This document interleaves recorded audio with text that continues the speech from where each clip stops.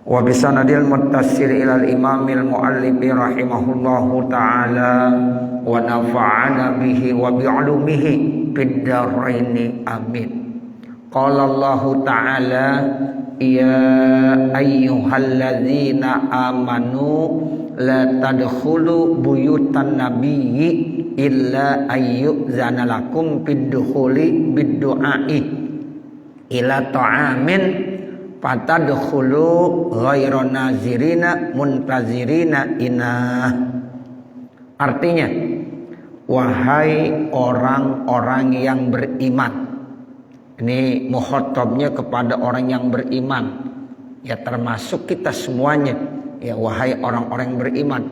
La tadkhulu buyutan nabi, janganlah kamu masuk ke rumah-rumah nabi. Ya sebab disebut pakai buyut, nabi itu kan istrinya banyak, sehingga rumahnya enggak satu.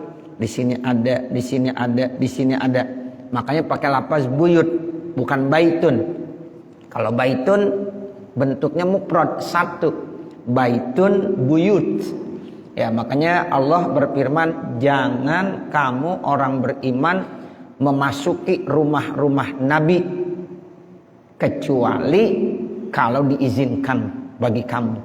Ya, jadi artinya minta izin dulu.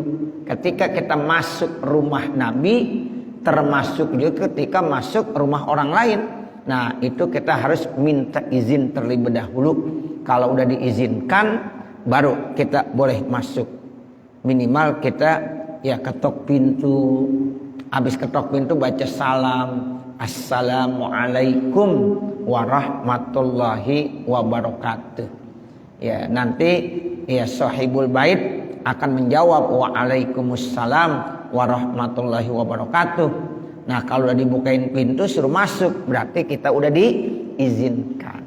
Nah begitu juga para sahabat saat itu, orang-orang yang beriman, ketika ya masuk ke rumah-rumah Nabi tidak dibolehkan, haram hukumnya tanpa minta izin terlebih dahulu.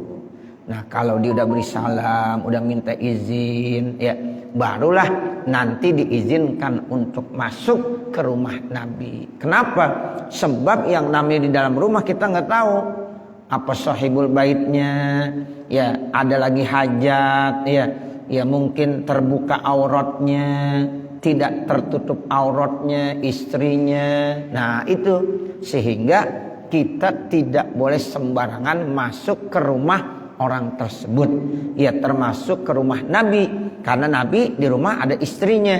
Nah sementara istri Nabi kalau di dalam rumah dia enggak nutup aurat enggak ada masalah. Nah seperti itu. Tapi ketika ada orang datang yang memang dia ini ajnabi, bukan mahramnya, maka ketika dia masuk tanpa izin, nanti ya dia bisa ngelihat aurat istri Nabi, sehingga ini jadi berakibat dosa. Nah seperti itu Bapak Saudara, jadi dosa. Tapi kalau dia udah minta izin, udah mengucapkan salam, otomatis kalau istrinya mungkin belum menutup aurat, dia cepat-cepat akan nutup aurat. Ya, nah ini ya artinya ayat yang memang asbab nuzulnya seperti itu.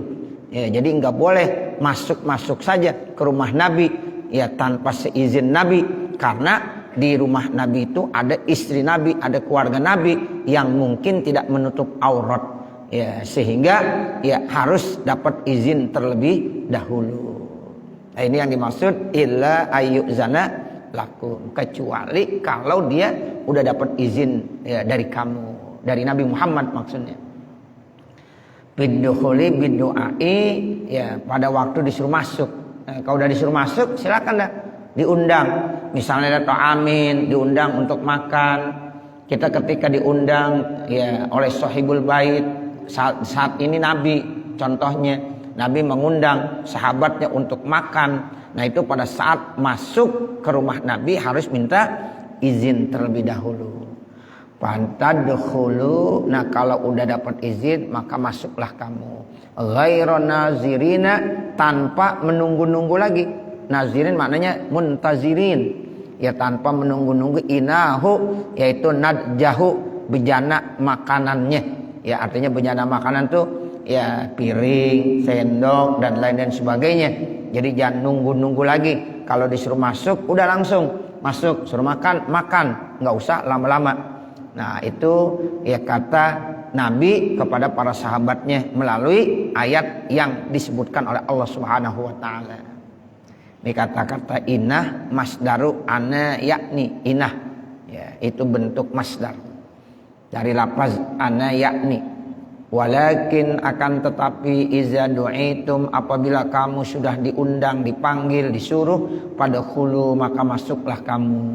Fa iza ta'imtum apabila kamu sudah selesai makannya pantashiru maka pulanglah. Jadi karena Allah dalam ayat ini kalau mereka udah pada makan di rumah Nabi udah jangan lama-lama lagi, pantashiru pulanglah. Kenapa? Karena mungkin takut mengganggu Nabi Muhammad sallallahu alaihi wasallam.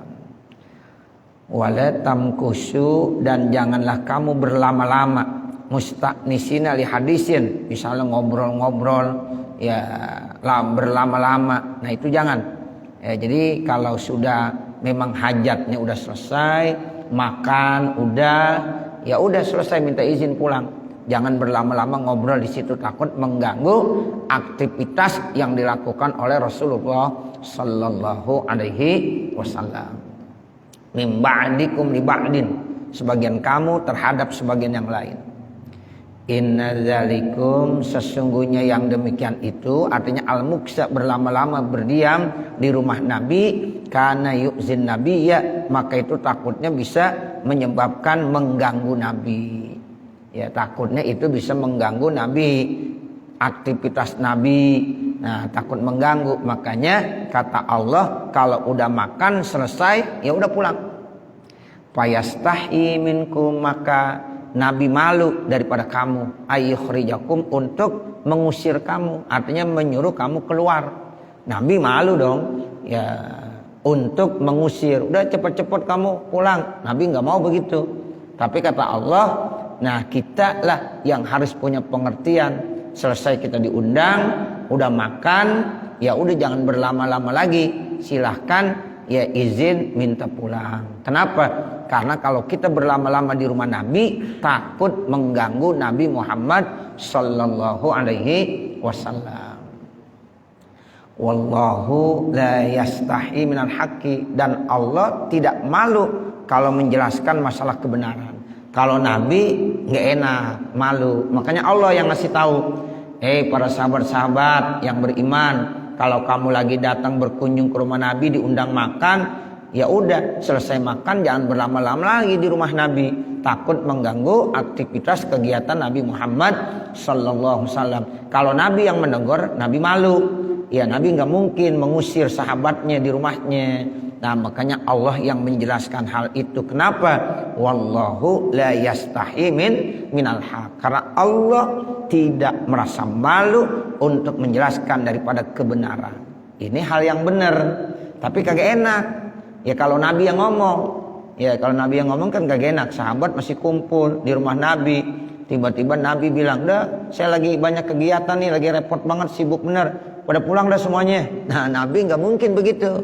Ya, Nabi tidak mungkin mengucapkan kata-kata tersebut karena Nabi malu. Fayastahi minkum tuh ayatnya. Nabi malu ya mengucapkan itu dari kamu.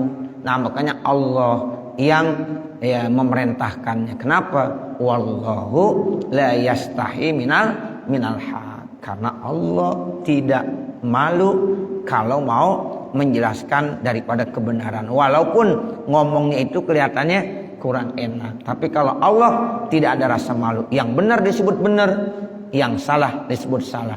Walaupun yang benar diucapkannya kayaknya kurang enak. Ya, tapi itu disebutkan oleh Allah Subhanahu wa taala. Ayyuh rijakum, maksudnya untuk mengeluarkan kamu, mengusir kamu. Ailayat rukabayanahu, artinya Allah tidak mungkin meninggalkan penjelasannya. Itu semuanya dijelaskan oleh Allah Subhanahu wa taala. Makanya dalam Al-Qur'an itu apa saja yang memang perlu dijelaskan Allah jelaskan. Enggak perlu ya pakai malu-malu. Ya seperti itu. Nabi Muhammad cemberut, ya ditegur sama Allah. Abasa wa tawalla anja'ahul a'ma. Tuh, ini kan negor Nabi. Nabi lagi cemberut. Ya, kenapa Nabi cemberut? Karena waktu itu Nabi lagi ngobrol sama seseorang, tiba-tiba datang Abdullah bin Ummi Maktum, seorang yang buta. Ya, ingin bertanya, tapi Nabi cuekin aja. Bahkan ditanya lagi, Nabi agak cemberut, lalu ditegur sama Allah. Abasa wa tawalla. Tuh abasa artinya apa? Cemberut.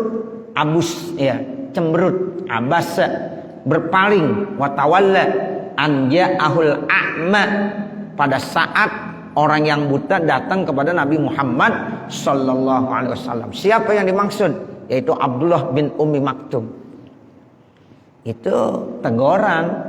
Kalau kita nggak berani negor begitu, ya tapi ini benar ditegur sama Allah. Allah nggak malu kalau itu benar ditegur. Ya karena Nabi cemberut, nggak boleh begitu. Kita nggak boleh membeda-bedakan siapapun dia. Walaupun Abdullah bin Ummi Maktum seorang yang buta, ya kamu lagi ngobrol sama orang yang dianggap ya mulia, tetap hormatin juga Abdullah bin Ummi Maktum. Saat itu Rasulullah merasa nggak enak karena lagi ngobrol diganggu, cemberut, nggak boleh. Nah itu, jadi turunlah ayat abasa wa tawalla anja'ahul a'ma. Tuh, jadi kalau kita negor begitu nggak enak. Ya, tapi Allah tidak merasa malu. Kenapa? Karena itu memang harus disampaikan. Ya, makanya tegas tuh dalam Al-Quran. Sama juga kalau Nabi nyuruh dan mengusir para sahabat yang sedang berada di rumahnya, ya nggak mungkin Nabi. Ya, Nabi nggak mau. Nabi malu untuk mengucapkan kata-kata tersebut. Tapi Allah tidak malu. Kenapa? Karena itu adalah hal yang benar. Makanya ayatnya begitu. Wallahu la yastahi minal haq. Wa iza sa'altumuhunna, apabila kamu ya mau meminta ya kepada mereka istri-istri Nabi. Sekarang para sahabat yang masuk ke rumah Nabi misalnya karena ada keperluan ingin meminta sesuatu kepada istri-istri Nabi. Ya, istri Nabi itu hunna itu maksudnya istri-istri Nabi. Ay azwajan Nabi sallallahu alaihi wasallam, yang dimaksud hunna itu istri-istri Nabi Muhammad sallallahu alaihi wasallam. Minta apa? Mataan, keperluan apa aja dah. Datang ke rumah Nabi ingin menemui, menjumpai istri Nabi karena dia ingin meminta satu keperluan. Ya, ingin minta sesuatu keperluan. Nah, lalu kata Allah, pas'aluhunna, maka mintalah kepada mereka istri-istri Nabi min wara'i hijabin, dari belakang hijab. Jadi ada dinding penghalang, nggak boleh langsung ngelihat istri Nabi, nggak boleh. Jadi ada dindingnya, ada wara hijab, ada hijabnya, nggak boleh langsung. Kenapa? Karena ya tidak boleh orang laki yang ajnabi langsung memandang ya orang perempuan, apalagi itu sebagai istri Nabi Muhammad yang dimuliakan oleh Allah Subhanahu wa taala. Makanya harus min wara'i hijab. Hijab itu artinya apa? Sitir. Jadi sitir itu ada dinding penghalang. Ya, ada dinding penghalangnya. Jadi nggak boleh langsung bertatapan muka. Ya, begitu, nggak boleh. Mesti ada dinding penghalangnya. Ini namanya wara'i hijab. Kenapa harus begitu? Pas'aluhunna min wara'i hijab. Kalau kamu ada keperluan dengan istri Nabi Muhammad, mau minta sesuatu, ya maka boleh minta, tapi harus di belakang dinding, harus ada hijab, harus sitir. Sitir itu artinya ada penutupnya, nggak boleh langsung bertatapan muka satu dengan yang lainnya, tapi harus hijabnya, ada hijabnya. Kata Allah, dzalikum atharu liqulubikum wa qulubihinna. Yang demikian itu supaya lebih bersih buat hati kamu dan buat hati mereka. Tujuannya supaya bersih nih hati kita, ya hati para sahabat tuh yang bertemu dengan istri Nabi, dan juga istri Nabi biar bersih hatinya. Nah, salah satu untuk menjaga supaya hati para sahabat dan istri Nabi bersih, bagaimana? Harus ada sitir, harus ada dinding penghalang. Nah, itu yang dimaksud fas'aluhunna mi wara'i hijabin, supaya lebih mendatangkan kebersihan untuk hati kamu dan hati mereka. Minal khawatiril maribah, dari kekhawatiran yang diragukan. Tuh, karena takut nanti ada hal-hal yang bisa membuat kemaksiatan pada saat bertatapan muka. Wa ma kana lakum an tu'zu Rasulullah, dan tidak pantas, tidak layak lakum bagi kamu an tu'zu Rasulullah, kamu mengganggu Rasulullah bisai'in, dengan sedikit pun. Tuh, termasuk nggak pantas kamu kalau mengganggu istri Rasulullah, kan itu termasuk mengganggu Rasulullah. Ya, jadi istri Rasulullah itu adalah ummahat mukminin, ibunya orang-orang beriman, sehingga dia itu mulia, ya, sosok yang sangat mulia sebagai istri Nabi Muhammad sallallahu alaihi wasallam, sehingga tidak layak dan tidak pantas bagi kamu para sahabat orang-orang yang beriman untuk mengganggu dan menyakiti Rasulullah sallallahu alaihi wasallam bisai'in, dengan apapun juga. Jadi bentuk apapun juga yang bisa menyakiti hati Rasul itu tidak pantas dan tidak layak. Makanya kita sebagai umatnya diperintahkan untuk selalu bagaimana bisa menggembirakan hati Rasulullah sallallahu alaihi wasallam. Ya, dalam setiap saat, setiap waktu kita dianjurkan untuk selalu membahagiakan dan bisa menggembirakan hati Rasulullah sallallahu alaihi wasallam. Jadi niatkan begitu Bapak Saudara. Kita niat ngaji begini nih, tujuannya untuk menggembirakan hati Rasulullah sallallahu alaihi wasallam. Sebab Rasulullah senang kalau umatnya ya untuk mensyiarkan agama Allah. Wa may yu'azzim ya sya'airallah fa innaha min taqwal qulub. Tuh, jadi orang-orang yang mengagungkan syiar-syiarnya Allah itu termasuk ciri hati manusia yang bertakwa. Nah, jadi kita tujuannya ingin apa? Menggembirakan hati Rasulullah sallallahu alaihi wasallam. Jadi kalau kita tujuannya ingin menggembirakan hati Rasulullah, otomatis itu menjadi nilai ibadah di sisi Allah Subhanahu wa taala. Seperti itu. Jangan sampai kita menyakiti Rasulullah. Kalau hati Rasul sakit, nah itu berarti sama aja kita mengganggu Rasulullah sallallahu alaihi wasallam. Wala antankihu azwajahu min ba'dihi, dan juga tidak boleh, artinya haram ya kamu itu menikahi istri-istri Nabi Muhammad setelah wafatnya Nabi Muhammad. Nah, itu salah satu cara kita jangan mengganggu Rasulullah, menyakiti Rasulullah. Bagaimana? Jangan sekali-kali kamu ya menikahkan ya istri Rasulullah setelah Rasulullah wafat. Ya, jadi setelah Rasulullah wafat kan kemarin kita bahas tuh, masih ada istri-istri Nabi, masih banyak itu istri Nabi. Ya, masih ada berapa? Masih ada 9 istri Nabi yang masih hidup ketika Nabi wafat. Itu semuanya nggak boleh nikahi sama orang-orang Islam yang saat itu masih hidup, yaitu para sahabat-sahabat Nabi nggak boleh menikahi, yaitu istri-istri Nabi Muhammad SAW setelah Nabi Muhammad wafat. Ya, itu salah satu cara untuk menggembirakan hati Rasulullah Sallallahu Alaihi Wasallam. Ya, jadi tidak boleh. Kalau ada yang menikahi itu dosa, haram hukumnya. Kenapa? Karena itu termasuk mengganggu Rasulullah. Ya, jadi ya itu Rasul hatinya nggak bahagia. Ya, nah seperti ini, makanya rahasianya begitu, nggak boleh kita menikahi. Ya, tidak boleh tuh para sahabat-sahabat saat itu menikahi istri-istri Rasulullah ya setelah Rasulullah wafat. Walaupun ya banyak dari istri Nabi yang masih muda. Sebagai contoh Siti Aisyah. Siti Aisyah ketika Nabi wafat, Pak, Saudara, itu umur Siti Aisyah masih 17 tahun. Ya, jadi usia Siti Aisyah ketika Nabi wafat baru menanjak 17 tahun. Jadi masih muda. Karena memang waktu menikah usianya 9 tahun Siti Aisyah. Jadi Nabi Muhammad menikah dengan Siti Aisyah, usia Siti Aisyah saat itu baru 9 tahun.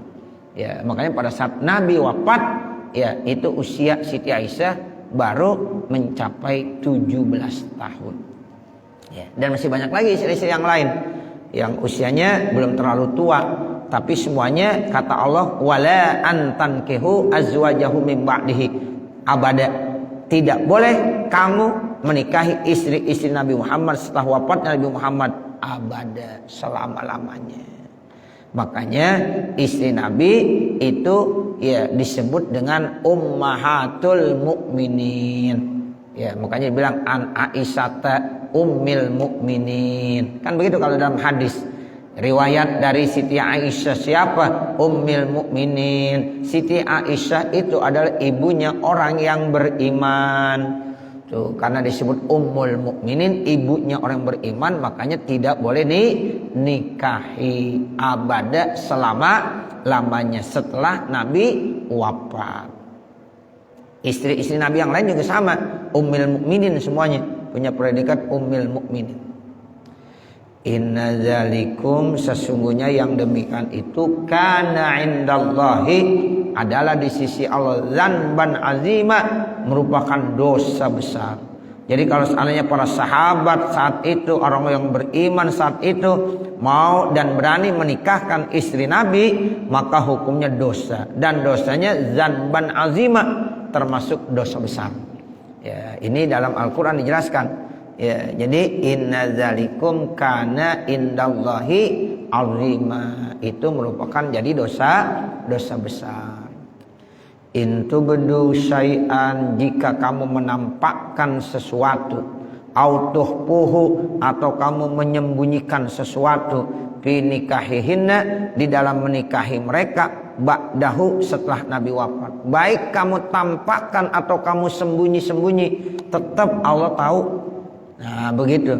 Jadi misalnya ada sahabat nih yang mau menikah dengan istri Rasulullah setelah Rasul wafat, ya mau secara jelas-jelasan kah atau secara sembunyi-sembunyi kah, tetap itu tidak dibolehkan. Kenapa? Karena Allah tahu semuanya. Fa innallaha, maka sesungguhnya Allah, kana bikulli syai'in alima, adalah terhadap sesuatu mengetahui. Tuh, Allah tahu, mau disembunyikan Allah tahu, ya enggak disembunyikan juga Allah tahu. Ya, itu begitu. Intubdu syai'an autuhpuhu, ya payujazikum. Tuh, payujazikum, maka Allah akan membalas terhadap perbuatan kamu alaihi, atasnya. Allah akan balas itu semuanya. Jadi enggak bisa. Ya, bahkan dalam ayat yang lain kan, intubdu ma fi anfusikum autuhpuhu yuhasibkum bihillah. Dalam ayat yang lain begitu bunyinya. Intubdu ma fi anfusikum autuhpuhu yuhasibkum bihillah. Jika kamu ya menampakkan sesuatu yang ada di dalam hati kamu, atau kamu menyembunyikan terhadap apa yang ada dalam hati kamu, yuhasibkum bihillah, maka Allah tetap akan menghisab kamu. Tuh, Allah akan menghisab, akan dievaluasi, akan dimintai pertanggungjawabannya. Ya, jadi perbuatan-perbuatan yang kita lakukan tuh Bapak Saudara, baik yang kita tampakkan, kita zohirkan, kita jelaskan, ataukah yang kita sembunyikan, menurut kita nggak ada yang tahu. Ya, tapi itu Allah tahu, sehingga yuhasibkum bihillah. Suatu saat nanti Allah akan menghisab kamu semuanya. Tuh, makanya kita yang kita tampakkan maupun yang kita sembunyikan harus baik semuanya. Enggak boleh tuh kalau zahirnya kita baik, tapi ya kalau sembunyinya kita enggak baik. Jangan, Allah tahu semuanya. Ya, zahir batin, kalau bisa kita selalu melakukan kebaikan-kebaikan. Sebab apa? Sebab itu semuanya yuhasibkum bihillah. Allah akan menghisab itu semuanya. Nah, ini ayat sering kita baca nih.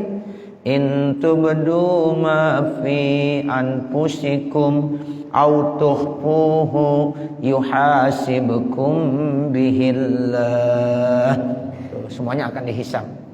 Nah, kalau di sini ya apa? In tubdu syai'an aw tukhfuhu fa innallaha kana bikulli syai'in alima. Hampir sama itu. ya jika kamu menampakkan sesuatu atau menyembunyikan sesuatu, maka sesungguhnya Allah itu akan mengetahui terhadap sesuatu apapun juga. Itu Allah alim, Allah itu maha mengetahui baik yang kamu sembunyikan maupun yang kamu tampakkan semuanya. Fayujazikum alaihi, maka Allah akan membalas kepada kamu itu semuanya. La junaha alaihinna fi abaihinna, tidak berdosa. Itu la junaha artinya tidak apa-apa, tidak berdosa. Alaihinna atas ya mereka istri-istri Nabi, fi abaihinna, kalau yang datang masuk ke rumah Nabi itu adalah ayah daripada istri Nabi, karena itu posisinya jadi mertua. Ya, kalau ayahnya kan itu masih mahramnya. Ya, jadi kalau ayahnya sendiri, ya masuk rumah nggak pakai notok-notok pintu lagi juga masuk aja tidak boleh. Ya, karena itu mahramnya. Ya, itu namanya ayahnya. Terus ke atas. Jadi kita nih punya ayah, ya, atau kalau kita orang laki punya ibu, ibunya lagi neneknya lagi, terus ke atas. Itu mahram kita. Ya, nggak apa-apa, itu mahram kita. Kalau istri kita ayahnya lagi, itu mahram. Ya, ayahnya, kemudian ayah masih ada, kakeknya berarti. Kakeknya masih punya ayah juga, yaitu kumpinya. Ya, itu masih ada juga. Itu semuanya mahram, tidak apa-apa. Wala abnaihinna, dan juga tidak berdosa kalau itu anak-anak daripada istrinya, anaknya juga nggak apa-apa. Ya, anak terus ke bawah, ya anak, cucu, terus cicit, nah semuanya tuh bapak saudara ke bawah. Kalau masih ada dari anak, cucu, cicit ke bawahnya lagi, itu mahram. Wala ikhwanihinna, begitu juga, dan tidak juga berdosa kalau itu saudara-saudaranya istri, saudara kakaknya, adiknya, semuanya itu nggak apa-apa. Masuk ke dalam rumah itu masih mahramnya, nggak perlu pakai tabir, nggak perlu pakai hijab.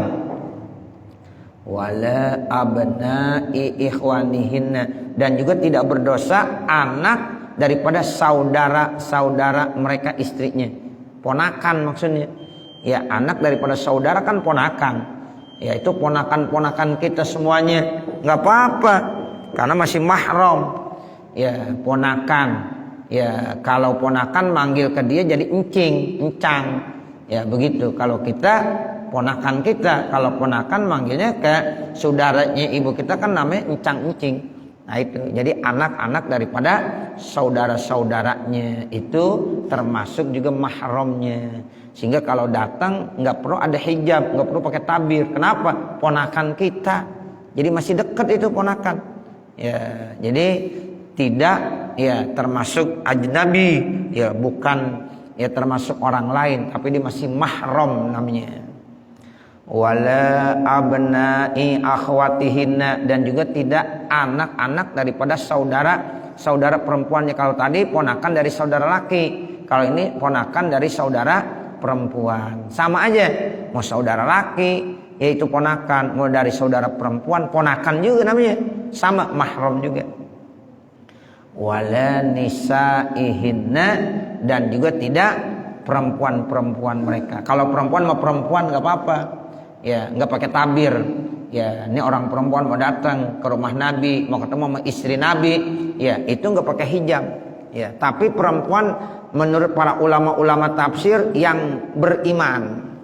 Kalau ada perempuan-perempuan yang kafir, ya mau ketemu dengan istri Nabi mesti pakai hijab, pakai takbir. Ya, tetap ada sitirnya, ada dinding penghalang, mesti ada hijab walaupun perempuan sama perempuan. Ya, itu ada satu pendapat yang bilang begitu.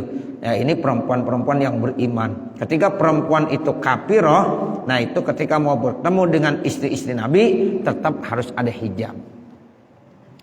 Nah, makanya di sini takdirkan ail mukminat, perempuan-perempuan yang beriman. Wala ma malakat aimanuhunna, dan juga tidak berdosa kalau yang bertemu itu adalah budak-budaknya. Budaknya juga enggak apa-apa.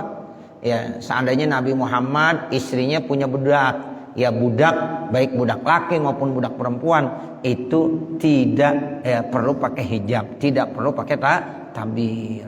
Minal imai, ima itu budak perempuan, wal abidi budak laki-laki.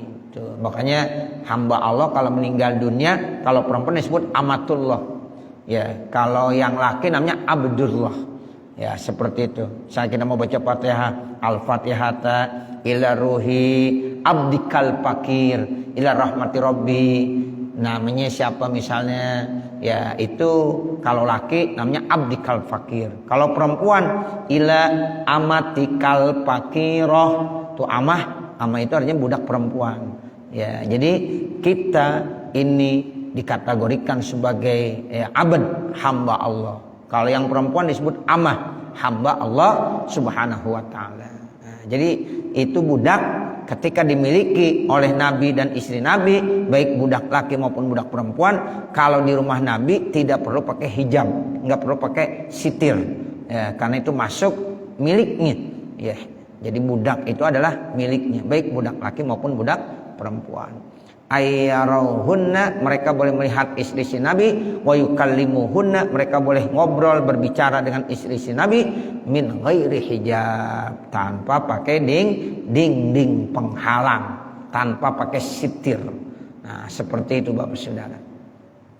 Wattaqinallaha, dan hendaklah engkau ya para wanita istri-istri Nabi takut kepada Allah, bima amartunna bihi, pada apa yang telah kamu diperintahkan oleh Allah. Innallaha kana ala kulli syai'in syahida, sesungguhnya ya Allah Subhanahu wa taala ala kulli syai'in, atas yang demikian itu syahida, menyaksikan. La yahfa li syai'un, tidak samar atasnya sesuatu. Jadi semuanya ya disaksikan sama Allah Subhanahu wa taala. Tidak ada yang samar, tidak ada yang tersembunyi. Jadi Allah tuh melihat segala sesuatu pada hambanya, nggak ada yang tersembunyi, nggak ada yang jauh, nggak ada. Kalau kita kan melihat sesuatu ada yang dekat, ada yang jauh, ada yang jelas, ada yang tidak jelas. Nah begitu kita ngelihat nih siapa tuh ya, ya kayaknya nggak jelas. Nah itu apa ya? Kayaknya nggak jelas. Itu manusia. Tapi kalau Allah Bapak Saudara, itu tidak ada yang namanya samar. Allah kalau melihat sesuatu nampak jelas semuanya. Tidak ada yang jauh, semuanya sama Allah dekat. Ya, kalau dekat kan jelas. Ya, tapi kalau kita kan ngelihat pandangan kita terkadang ada yang jauh, ada yang dekat, ada yang jelas, ada yang tidak jelas, bahkan ada yang remeng-remeng kagak kelihatan. Tapi Allah nggak begitu Bapak Saudara. Ya, Allah itu syahida. Innallaha kana ala kulli syai'in syahida. Jelas sekali sama Allah, disaksikan. La yahfa alai syai'un, tidak ada sesuatu yang samar atas Allah Subhanahu wa taala. Malamkah, ya, mau siangkah, mau terangkah, mau gelapkah, sama Allah semuanya jelas. Nah begitu kalau kita malam, kalau nggak ada cahaya, gelap, kita nggak bisa ngelihat apa-apa. Ini kita bisa ngelihat, ini warnanya putih, ini warnanya merah, ini warnanya hijau, ini warna kuning, karena ada cahaya.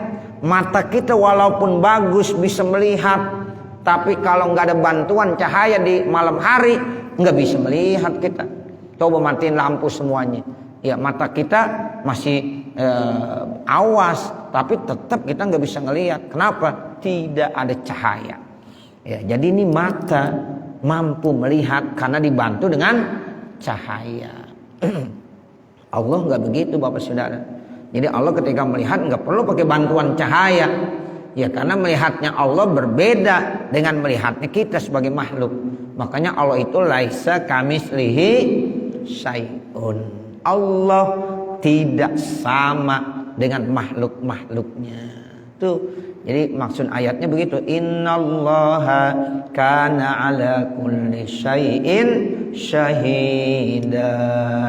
La yakhfa 'alaihi syai'un. Innallaha wa malaikatahu yusholluna 'alan nabi. Ya ayyuhalladzina amanu shallu 'alaihi wa sallimu taslima. Nah, ini ayat yang menerangkan kita dianjurkan untuk banyak-banyak membaca selawat.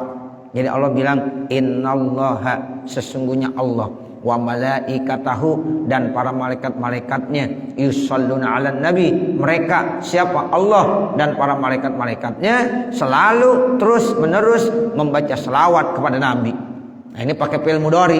Kalau pakai fi'il mudhari terus selalu malaikat selalu membaca selawat, Allah pun selalu membaca selawat kepada Nabi. Nah, ini satu-satunya perintah yang dicontohkan dulu oleh Allah. Kalau kita sholat, ya itu langsung diperintahkan kita sholat. Allah nggak nyontohin sholat. Kalau kita disuruh puasa, Allah nggak puasa. Kalau kita disuruh haji, Allah nggak haji. Kalau kita disuruh umroh, Allah nggak umroh. Kalau kita disuruh sedekah, Allah nggak sedekah. Kalau Allah memerintahkan kepada kita suruh zakat, Allah nggak nyontohin zakat. Tapi ketika Allah memerintahkan kita untuk membaca selawat, Allah udah contohin dulu. Sesungguhnya Allah, bahkan malaikat-malaikatnya lagi, ya mereka semuanya selalu membaca selawat kepada Nabi. Tuh, Nabi maksudnya Nabi siapa? Muhammad sallallahu alaihi wasallam. Jadi Nabi di sini yang dimaksud jelas Nabi Muhammad, bukan nabi-nabi yang lain. Bukan Nabi Adam, bukan Nabi Nuh, bukan Nabi Ibrahim, bukan Nabi Musa, bukan Nabi Isa, tapi yang dimaksud adalah Nabi, yang dimaksud dengan Nabi di sini adalah Nabi Muhammad sallallahu alaihi wasallam. Lalu baru diperintahin tuh Bapak Saudara kita sama Allah, ya ayyuhalladzina amanu shollu alaihi wasallimu taslima. Wahai orang-orang yang beriman, kita nih mudah-mudahan semuanya dipanggil sama Allah, dihitab, wahai orang-orang yang beriman, shollu alaihi, bacalah salawat, wasallimu, dan baca salam, taslima, dengan pembacaan salam yang sempurna. Suruh baca salawat plus salam. Allahumma sholli wasallim, itu salawat dan salam maksudnya. Allahumma sholli ala sayyidina Muhammad wa ala ali sayyidina Muhammad wasallim. Nah, itu salawat dan salam. Kalau baru Allahumma sholli baru salawat. Tapi kita dianjurkannya salawat juga, salam juga. Makanya rata-rata kita kalau baca salawat, Allahumma sholli wasallim ala sayyidina Muhammadin wa ala ali sayyidina Muhammad. Nah, berarti kita udah baca salawat dan salam. Minimal begitu. Minimal Allahumma sholli ya wasallim, atau Allahumma sholli ala Muhammad wasallim boleh juga ya, atau langsung Allahumma sholli wasallim ala sayyidina Muhammad, atau baca dulu Allahumma sholli ala sayyidina Muhammad wasallim. Nah, itu namanya salawat dan salam ya. Bahkan di hari Jumat, malam Jumat itu amalan yang terbaik baca salawat ya. Di samping kita baca suratul kahfi ya, kalau malam Jumat itu ada amalan-amalan yang Nabi anjurkan. Di antaranya baca suratul kahfi malam Jumat atau hari Jumat. Bahkan para ulama yang ngajarin malam Jumatnya baca, hari Jumatnya baca. Kalau kita ya minimal salah satunya dah. Kalau udah malam alhamdulillah, atau siang. Ya kalau mau dua-duanya boleh. Malam Jumat baca suratul kahfi, hari Jumatnya nanti baca lagi 2 kali. Nah, kalau Yasin bagaimana? Yasin bukan malam Jumat. Yasin diperintahkan tiap malam. Ya, kalau Yasin ya diperintahkannya bukan malam Jumat tapi tiap malam. Karena ada hadis sahih, siapa yang membaca surah Yasin setiap malam, asbaha maghfuran lah, maka di pagi harinya dapat ampunan. Itu tiap malam. Tiap malam, malam Jumat baca Yasin, malam Sabtu baca Yasin, malam Minggu baca Yasin, malam Senin baca Yasin, sampai ketemu malam Jumat lagi. Ya, baca Yasin. Tapi kalau suratul kahfi bacanya yaumul jumu'ah atau lailatul jumu'ah. Boleh hari atau malam Jumat. Itu amalan dari Nabi. Nah, kemudian apalagi? Baca sholawat. Ya, banyakin baca sholawat Bapak Saudara. Minimal sallallahu ala Muhammad, sallallahu ala Muhammad, atau Allahumma sholli ala sayyidina Muhammad wa ala ali sayyidina Muhammad. Nah, seperti itu ya. Bahkan kalau habis asar ada ulama tuh di hari Jumat yang nganjurin baca Allahumma sholli ala sayyidina Muhammadin abdika wa rasulika nabiyil ummi wa ala alihi wa sahbihi wasallim taslima sebanyak 80 kali. Tuh bacanya habis sholat asar. Ya, itu baca tuh setiap hari Jumat habis sholat asar. Ya, pokoknya habis sholat asar, mau jam berapa aja habis sholat asar dah. Ya, sampai sebelum maghrib silakan baca 80 kali. Ya, bentuk selawatnya ditentuin tuh. Allahumma sholli ala sayyidina Muhammadin abdika wa rasulika nabiyil ummi wa ala alihi wa sahbihi wasallim taslima. Nah, ini dalam rangka ya kita ngamalin ayat innallaha wa malaikatahu yusholluna 'alan nabi ya ayyuhalladzina amanu shollu 'alaihi wasallimu taslima. Itu manfaatnya kalau kita baca habis sholat asar Jumat 80 kali, dosa kita selama 80 tahun diampunin sama Allah Subhanahu wa taala. Dosa kita selama 80 tahun diampunin sama Allah dengan sebab kita baca selawat habis sholat asar hari Jumat berapa kali? 80 kali. Kan enak Bapak Saudara, ya. Nah, itulah istimewanya baca selawat. Ya, jadi baca selawat itu istimewa benar. Banyak sekali manfaat baca selawat. Kalau kita ya mau gambarkan dan jelaskan itu Masya Allah cukup padat, cukup banyak. Nah, diantaranya seperti itu. Artinya kulu ni innallaha malaikatahu yusholluna 'alan nabi ya ayyuhalladzina amanu shollu 'alaihi wasallimu taslima. Artinya apa? Kulu, katakanlah, ucapkanlah Allahumma sholli ala Muhammadin wasallim. Tuh minimal begitu, baca selawat dan baca salam. Allahumma sholli ala Muhammad wasallim. Nah, makanya kalau ada sholli salim, kalau sholla salam. Wa sallallahu ala sayyidina Muhammadin wa ala alihi wa sahbihi wasallam. Gitu. Kalau Allahumma sholli nanti wasallim. Ya, jadi turu-turu tuh. Kalau fil madi, kalau fil amr, baca selawat juga harus bener.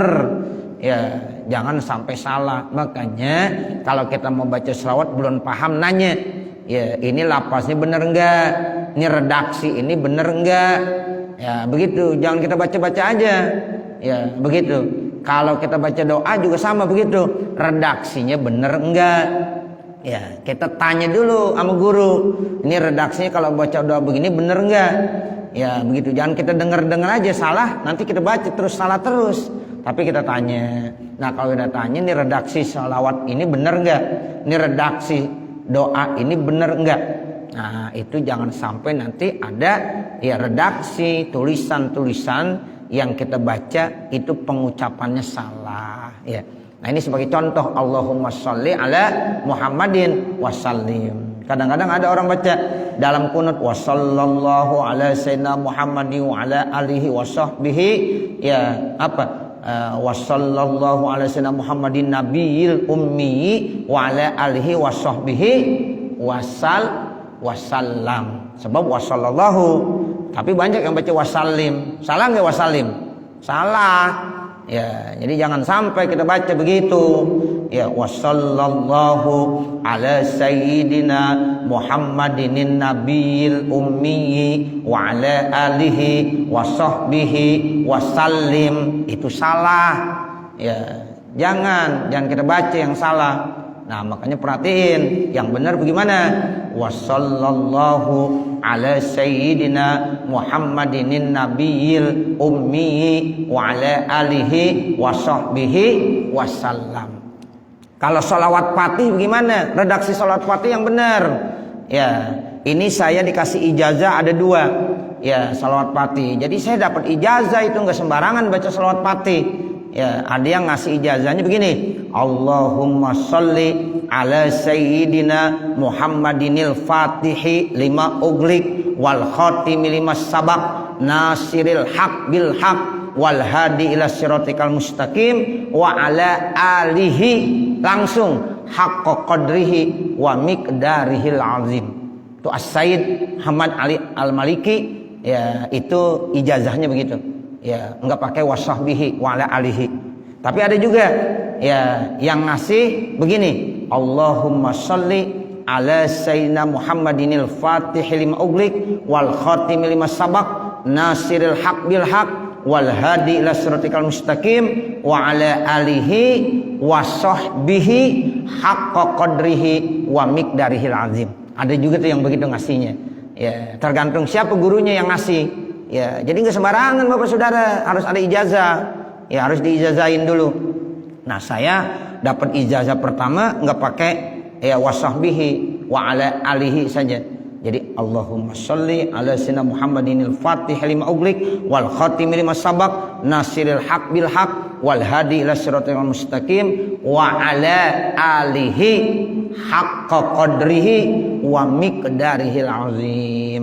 Tuh, enggak boleh sembarangan baca. Ya, kalau salah apalagi. Ya, jadi nanya dulu. Ya, ini sholawat Fatih, ya susunan redaksinya bagaimana? Dulu Ki Haji Tabrani Thohir, ya saya juga pernah dikasih ijazah sama Ki Tabrani Thohir. Sebelum buka ya majelis ilmu, ente baca ini sholawat Fatih. Nah, itu pakai wa ala alihi wa sahbihi. Nah, begitu. Wa ala alihi wa sahbihi. Pakai wa sahbihi. Ya, jadi nggak sembarangan Bapak Saudara. Ya, jadi ya perlu ada guru yang memberikan ijazah. Nah, seperti itu. Dan harus benar redaksinya, harus benar. Nah, seperti itu. Tapi kalau